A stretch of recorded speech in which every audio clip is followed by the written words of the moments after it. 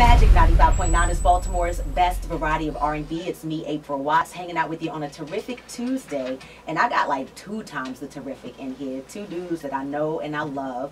Raheem DeVaughn and Wes Felton, collectively known as the CrossRhodes. They've got new music and they're in the studio with me. How are you? What's up, April? How you doing? I'm fine. I'm fine. It's such a pleasure to see you. Yes, it's really good to see you guys. You've always been one of my most favorite people to look at. Aw, thank you. I don't mean to sound creepy. But I just had to get that off my chest so we can get through this interview so I don't be creepy. All right. Now that we're there, we're good. Thank you so much. So I'm excited about you guys as individuals. I'm excited about you guys as a collective, but a lot of the Magic audience might not know about the CrossRhodes. So tell people about the CrossRhodes who are listening right now. Well, you know, we got following out here in Baltimore. Those that, you know, I come from humble beginnings, you know, as far as like, you know, Urban Ad 31, you know, shout out to DJ, shout out to Copper State, shout out to Morgan, you know, all all the different components that, you know, help build the brand in the early stages of that, you know, that movement, you know, from Urban Ad 31, you know, it kind of morphed into like the CrossRhodes as well. You know, and it's basically like, you know, me and Wes are freedom fighters on record. You know what I mean? We make real music. We make music that reflects upon the times. You know, we make music that that shows women in a different light than what you typically hear. You know, in mainstream radio these days. You know, in a new millennial sense as well. And you know, it's very our sound is very global. You know, it's global. It's not limited to just, you know, one genre. You know, when you listen to the music, you know, it's a gumbo of a lot of different things. You know, R&B. You know, spoken word. It's a gumbo, man. You know. I like gumbo. Yeah, I like gumbo. I like flavor.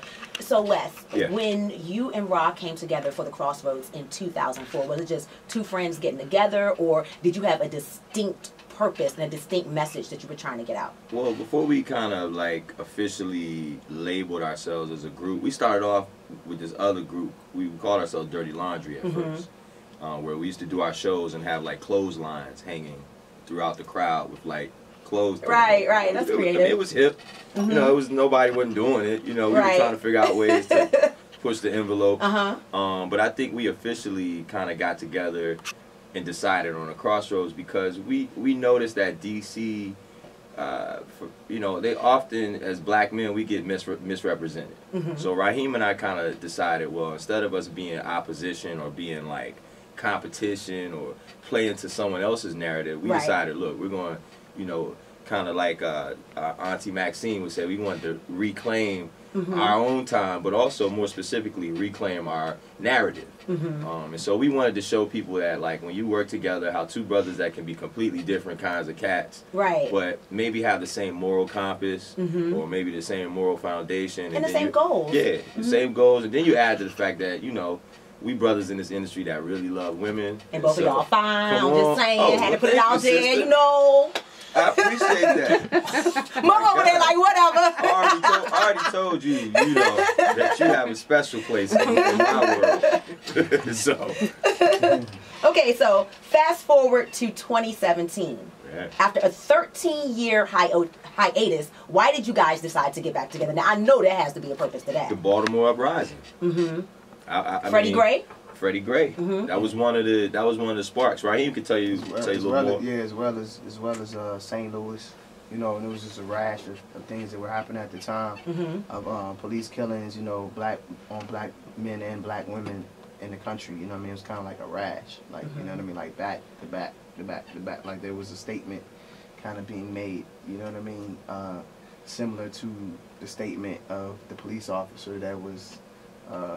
Which has been fired and I guess under investigation now out of Georgia. You know what I mean? Like, so with that being said, you know, the combination of things, you know, I felt like it was time to talk about it. You know what I'm saying? Like, you know, myself and Wes, like, we're artists, we're songwriters, we're producers, like, you know what I mean? But most importantly, though, we're black men and we're fathers. Wow. You know what I mean? So we had to capture that moment.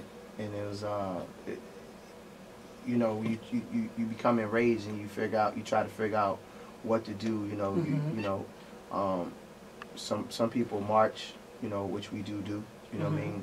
Some people uprise, you know, peacefully, you know, but, you know, our rage is, you know, going out, like, you know, we go in the studio, you know what I mean? That's, you know what I mean? Like, that's part of our raging and our you know, against the powers that be, you know what I mean? That's our revolt. It's like our art, you know what I mean?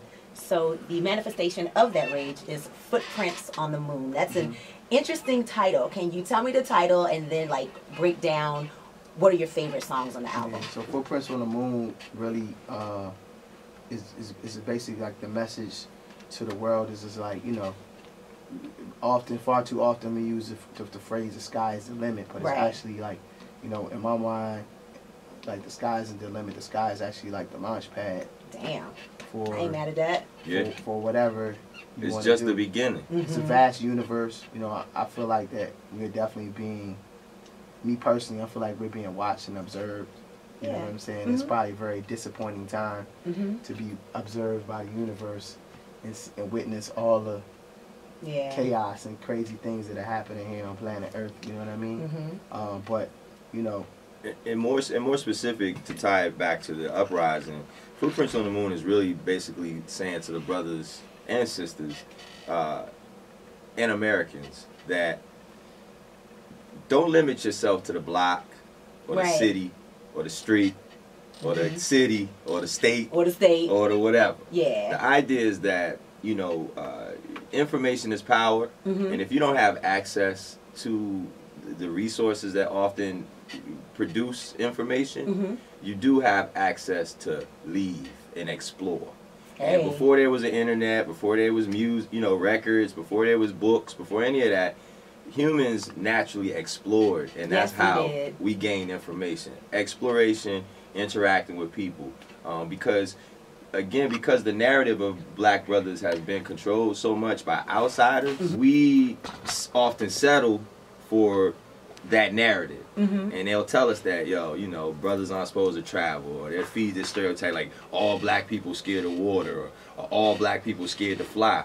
And if you say that enough, that stuff can start getting passed through generations, and it becomes the narrative. It becomes traditions that really it becomes who you are when it was just a narrative. You know what I'm saying? So we say to these brothers, you deserve the world. The world is yours. It's never too soon for Footprints on the Moon. You know, I love it. And it's the idea of saying, hey man, don't settle for the block, y'all. You know, because there's all types of ways we can say that, but we want to figure out a way without making it sound preachy, but also make it approachable. It's kind of like back in the day how Lauryn Hill said, you know, she might throw a in it so the ignorant can hit right. So you understand what I'm saying? Right. So in the instance, we got to remember too that we're trying to build bridges and not tear them down. And building bridges, it means considering all people that could travel across that bridge. Right. That's cross-generational, and that's what we're doing, you know. I love it. If you're just tuning in, it's Magic 95.9, Baltimore's best variety of R&B. Raheem DeVaughn and Wes Felton, collectively known as the CrossRhodes, are in the house. They have new music. It's called Footprints on the Moon. Where can people get it? Because it's in stores now, right? Oh man, well, we don't use the term in stores anymore because contrary to belief, like real rap. You know, people, the stores are not buying CDs from distributors anymore to carry CDs in the stores. So that when we say in stores, like in stores is actually in your smartphone. Exactly. So you know, anybody that wants this album, it's already in your phone. You just didn't know. You know, that's the cool thing. It's already in your phone waiting for you. All you have to do is go to your favorite digital platform, whether that's iTunes, Tidal, Apple Music, Spotify, whatever your favorite digital platform is, Amazon, you know, depending on what phone you have, and go there and just simply type in the group name, The CrossRhodes, THE space CrossRhodes, one word, CrossRhodes, and then you know, pull up the album Footprints on the Moon. You'll see me and Wes there. You see the wonderful artwork, you know, for the project, and click on it, and then from there you can just like observe, you know, you can absorb the music, whatever your vibe is. You know, cracking open a bottle of wine. You know, a lot of people have been hitting me saying it's a great project to work out to. You know what I mean? So you know, start your day. You in rush hour, whatever. But you know, it's definitely music that reflects the times that we living in. You know, from records like Praying Prayers, which you know you can never do enough praying. And you know, we want to definitely give condolences to the families and the loved ones out there that have lost people, you know, out there in Texas, you know. But, you know, again, this music reflects the times of where we at, you know what I mean, as a people. And as Americans, the first single, America, is very suiting for the occasion. And we're going to play that. We're going to get into that in about 2 seconds as well. Dope. I just think that it's so important for me to personally make an appeal to people to support this music, because I think so often we hear people talking about, oh, music is crap right now, or yada yada yada, and talking about like there not being a message in the music. And I think that these days and times, more than any since the civil rights movement, calls for message music. So you guys are the Gil Scotts and the Marvin Gayes and the Public Enemy of our time. And so I think that if people say that they want message music, then they have to support message music. So please, Bouquet Nation, you got to download this album. Don't be getting it off of YouTube. Don't be jacking it. Like, go and buy this music, Footprints on the Moon. Yeah, because it's like anything. If quote unquote the powers that be see that there is a demand, and there is an interest, it's about money for them. They don't care. They'll invest in those interests, and it's often we as artists have let this huge separation become between us and the people. And ultimately we're supposed to be the voices for the voiceless, and also be the reflection of the times and the people. And so, hey, we can't do that for y'all if we're not, if people aren't supporting those artists who truly reflect the people, you know what I mean? Because everybody not riding around in no Bugatti or got their own jets. And I can't relate. You know I cannot relate. But you know what it's like when you got bills coming up. And you know what it's like when you got your child and you trying to navigate them, and you trying to have a relationship. Because we don't also just have, you know, political music. Right, you talking about love. Music for, we got some love elements on here as well, you know. So it's again just trying to remind people that we as black men are diverse in our thoughts and our feelings. We get angry, we get happy, we cry, we laugh, we get enraged, and there's nothing wrong with that. You know what I mean? Because that's just reminding you and ourselves that we're human. Well, before you go, tell everybody how to follow you both on social media. All right. Well, first and foremost, we would love for y'all to follow the group page. You know what I mean? Me and Wes both share. You can follow us at CrossRhodes 368. That's CrossRhodes, the numeric number is 368. You can follow me on my personal page at Raheem _1_ Raheem _DeVaughn, and then Wes has a page. Yeah, mine is Wes Felton DC. That's usually how you can find me. That's WESFELTON DC.